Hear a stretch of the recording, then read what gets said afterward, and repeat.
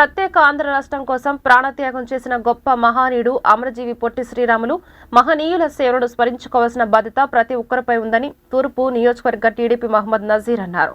అనంతరం పొట్టి శ్రీరాముల వర్ధంతి సందర్భంగా ఆయన విగ్రహానికి పూలమాలలతో ఘన నివాళులు అర్పించారు. అందరికీ నమస్కారం.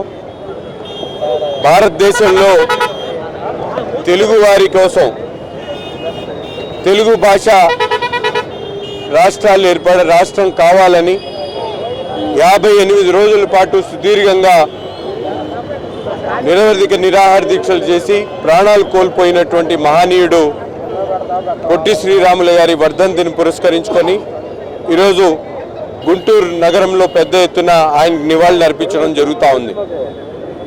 రాష్ట్రం తెలుగు మాట్లాడేటువంటి ప్రతి ఒక్కరికి కూడా ప్రత్యేకమైనటువంటి రాష్ట్రం కావాలని ఏదైతే ఆనాడు స్ఫూర్తితో ముందుకు సాగినటువంటి పొట్టి శ్రీరాములు గారు ఈరోజు తెలుగు భాష ప్రావీణ్యాన్ని ఔన్నత్యాన్ని కాపాడుకోవాల్సినటువంటి ప్రభుత్వాలు, ముఖ్యంగా జగన్మోహన్ రెడ్డి గారు తెలుగు భాషను కించపరిచేటువంటి విధంగా ప్రభుత్వ పాఠశాలల్లో కూడా ఇంగ్లీషుకు సంబంధించినటువంటి మార్కులు ఎక్కువ వచ్చినాయని చెప్పి గొప్పలు చెప్పుకుంటున్నటువంటి పరిస్థితి చాలా దయనీయమైనటువంటి పరిస్థితి.